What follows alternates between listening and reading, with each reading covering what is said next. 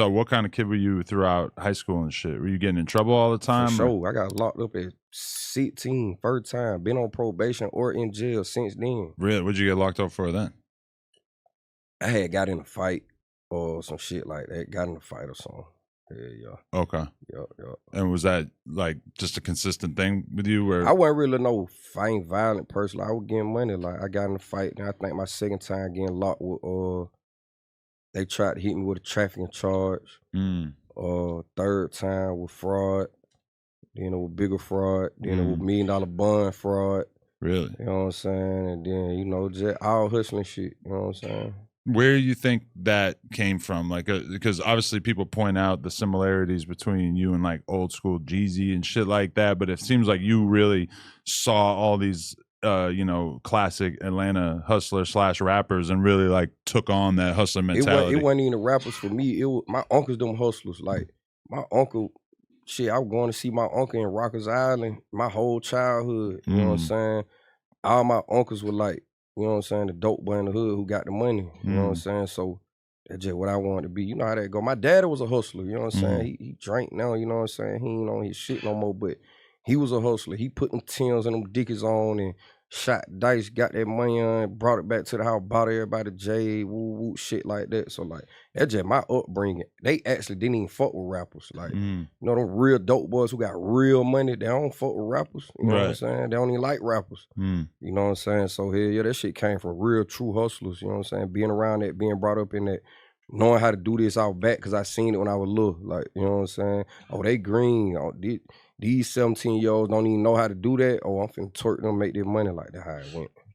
Was your dad and your uncles, were they trying to keep you on more of the straight path, or were they just kind of not even trying? My dad is like a real like black man, you know what I'm saying? Okay. Like, but so he used to always speech that shit when he get drunk and we riding in the car, but he ain't stopping from doing it. He coming in the house with a pizza box full of bricks, you know what I'm saying? Like, that's how you do this, that's how you cook, that's how you woo. He gave you the instructions. Yeah, hold that gun pointed at the wall, like he making me and my brothers, like, you know what I'm saying? So hell yeah, like, and you can't tell my grandma told me kids don't watch what you say, they watch what you do. That's what I was thinking. That's just what it was. You know what I'm saying? Then not to mention other local dope boys I'm looking up to, you know what I'm saying? Yeah, that's where it came from. So when you would get in trouble when you were young though, what kind of stuff would your dad say to you about it? Like, did he foresee you having a prosperous life, or did he already kind of accept that you were probably going to have this sort of crazy hustler story? I mean, you know how that go when your dad ain't really too present. You can't say nothing to me. Nigga. Oh, you give me 5,000. You know what I'm saying? Then it's just like, well, all right, fuck it. You know what I'm saying? It was just like, can't nobody tell me no, I'm doing what I want to do. You know what I'm saying? My cousin who raised me, I call her my mama. She really used to be hurt by that shit though. You know what I'm saying? Cause she tried her very best, you know what I'm saying? But she was just destined, bro. You know, now that I'm older, I think you gonna do what you see. You gonna do what you know.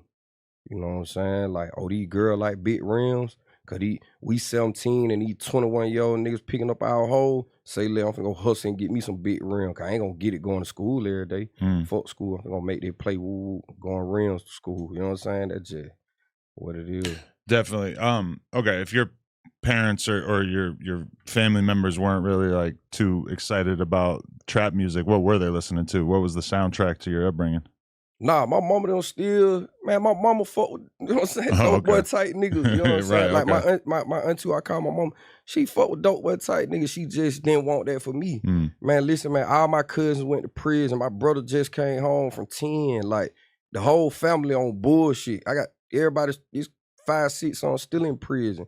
She knew, but she just tried to prevent it, you know what I'm saying? But she was just what it was. You know what I'm Did you, what'd you get introduced to first? Was it the trafficking or was it the fraud type stuff? Counterfeit first. Oh, really? The money? Yeah, that was a long time ago though. I don't do no crimes or nothing. But first thing I ever did, I got into counterfeit and realized, fuck busting the counterfeit, I could get the counterfeit for cheap and sell it for half.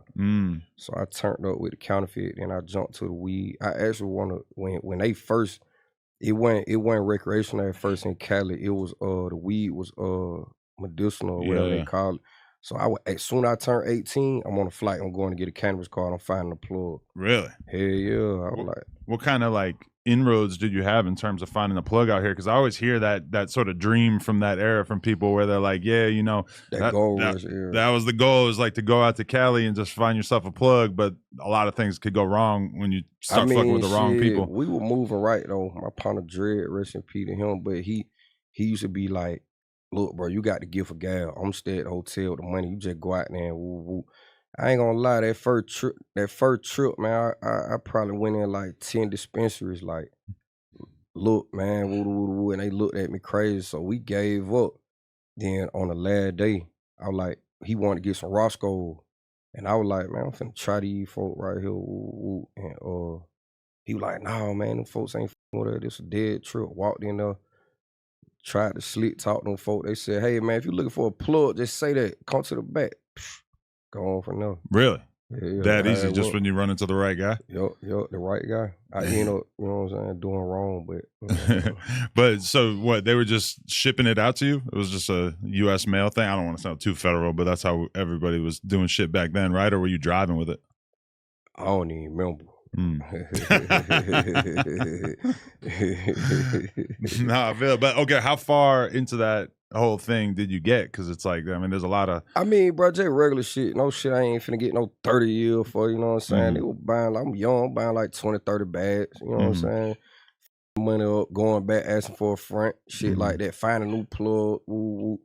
You know what I'm saying? Weed was becoming legal. right. So it like, I ain't even doing nothing illegal for real with that, you know what I'm saying? Then, you know, I started dabbling in the wrong thing with that white collar shit. That when shit really turned up, like, Really?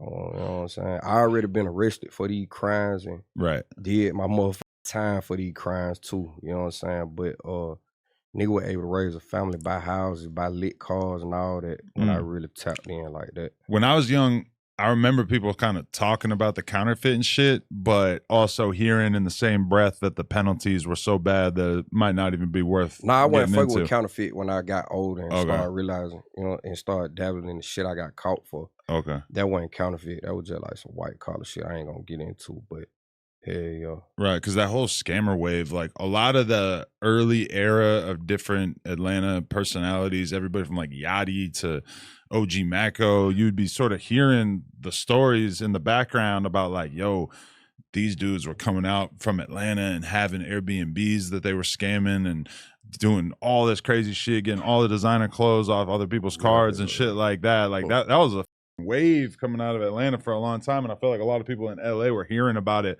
from Atlanta and kind of getting into it from there. Yeah, hell yeah, man. That life treated me very good, but it fucked me over in the end. You know what I'm saying? Like I said, I had $1 million bond on the case. I don't had cases with no bond. I don't motherfucker spent $60,000 in 2 months to keep my life afloat while I'm locked. You know what I'm saying? Like lawyer fees, no motherfucker killed me. Like that life treated me good, but as I got older, I realized, like, man, listen, man, I'm either be dead or in jail around like this.